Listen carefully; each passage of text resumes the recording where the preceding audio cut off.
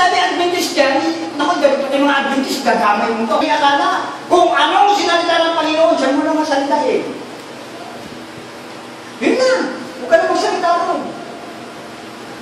Pwede kainin ang pato, adi, sagutin ng Biblia, may pananampalataya na lahat ng bagay ay makakain. Okay, kung may pananampalataya ka ng makakain mo pato, di kainin mo yung pato. Eh, sino yung sabi mali? Siya ang mali ron. Sino yung sabi mali? Siya naman may sabi nun. Sabi nga sa Tiago, sino ka na humakatol? Iisa ang tagapagbigay ng kautusan at hukom. Ano yung kautusan na sinabi rito? May pananampalataya na makakain ang lahat ng mga bagay. Meron pa ng pananampalataya na makakain ng mga bagay. Bakit nagiging mali yun? Mali yun? Karni daw po ang tinuturo dyan sa ha? Ano ba? Yung karni lang daw. Eh, basahin natin. May pananampalataya na karne at gulay lang ang makakain. Ba sinabi?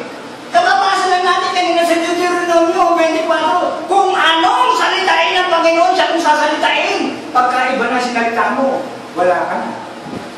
Basahin ulit natin.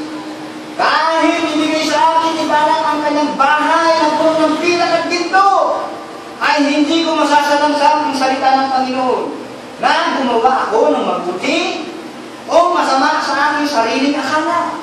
Kung ano nga ang salitain ng Panginoon, ay siya kong sasalitain.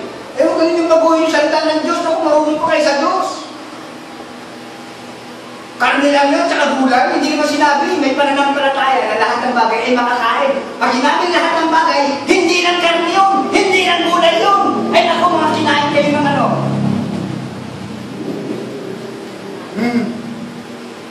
Kung ano lang yung salitain ng Panginoon, nung unang panahon ni Moises, yan.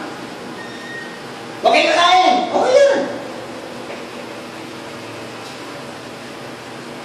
Eh, dumating si Kristo. Bakit sinubo si Kristo? Para ano? Grasya 4 nga, 6, pakibasa mo nga, Sister Linden. Nung dumating yung kapanahunan, kasi pag hindi mo alam yung kapanahunan eh, iniisip mo kasi panahon pa ni Moses ngayon eh. Ay naku, nagkakamali po kayo mga minamahal kong kapatid. Panahon na po tayo ni Kristo, wala na po tayo sa remote time. Kayo mga anak. 4-4. Katapos na dumating ng kapanahunan ay sinuko ng Diyos ang kanyang anak na ipinanganak ng babae na ipinanganak sa ilalim ng kautusan. Upang matubos niya ang nasa ilalim ng kautusan. Matanggap natin ang pagtutubog sa mga anak. Bakit pala sinugo ang anak? Para matubos yung mga nasa ilalim ng kautusan. Sino din mga nasa ilalim ng kautusan? Yung mga nagsisisunod sa kautusan. Galasa 3. Alam mo na yan, Sister Linley. Nabibilang ko dyan. Tataplat bago dumating ang pananampalataya? Nabibilang ko. Basa! 23. Ngunit bago dumating ang pananampalataya ay nabibilang ko tayo sa ilalim ng kautusan. Nanamulong tayo hanggang sa pananampalataya ay ikahahayaw ng pagkakataon. Yan ang tinubos ni Kristo. Yung mga nasa ilalim ng kautusan, yung mga bilanggo ng kautusan, yung mga nakukulong ng kautusan. Kasi kinulong ng Diyos ang lahat sa kautusan eh. Kinulong niya sa pamamagitan ng mga kasulatan. Yan. Kinulong lahat. Sa kasubayan.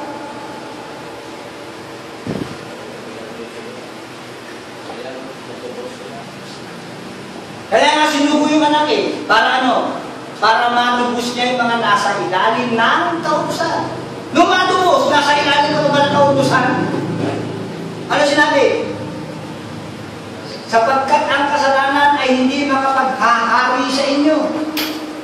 Sapagkat wala kayo sa ilalim ng kautusan, kundi sa ilalim ng biyaya. Pagkikita mo ba? Ako yung gagaling mo sa pag-ingis sa mga ito, pagkatapos yung premahin ko yan. Sige nga. Pag sinabing wala na kayo sa ilalim ng kautusan, ano pang gamit ng kautusan? Hindi ka na naaaring ganang gan eh. Bakit ipinagtatanggol mo pa si Moises? Wala na po tayo sa remote time. Wala na po tayo sa kaignorantihan. Ignorante ka naman ang yung ang ipinangangaral yung panahon pa ni Moises eh. Hindi mga tanga yun, mga ignorante. Kaya po, ang dami mga abogado, doktor, mga teacher, mga tanga.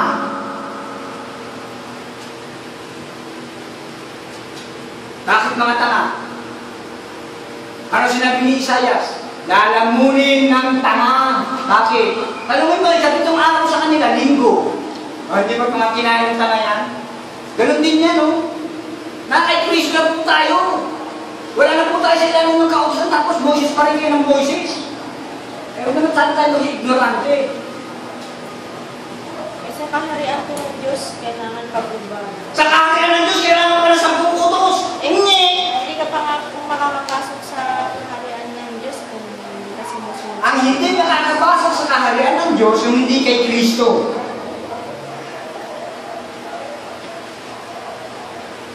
Si Kristo ang pasis doon. Ano sinabi ni Kristo? Juan 15, basahin natin.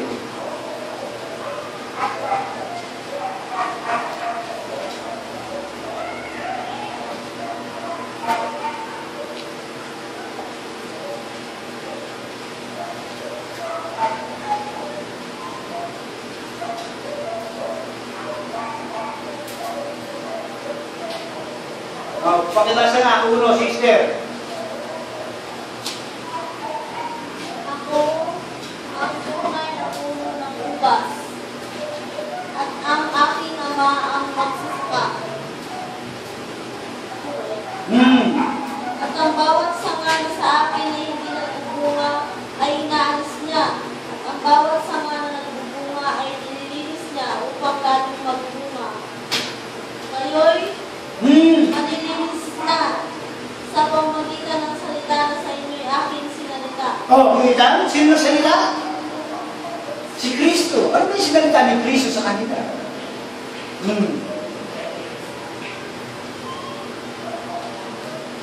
One Tracy James.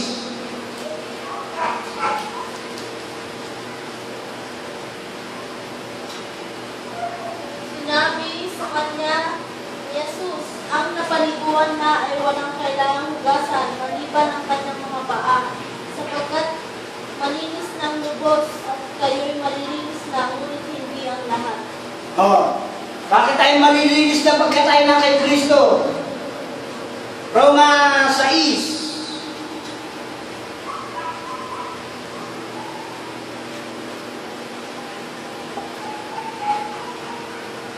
Uno, patuloy. Ano nga ang ating sasabihin? Magpapatuloy ba na tayo sa pagkakasala upang ang biyaya ay magpanagana? Huwag na akong nangyari, tayo mga patay na sa pagkakasala, paano na tayo magbuhay pa riyan? O hindi ba ganun yung lalaman na tayong lahat ng mga nabautismuhan kay Kristo Jesus ay nabautismuhan sa kanyang kamatayan?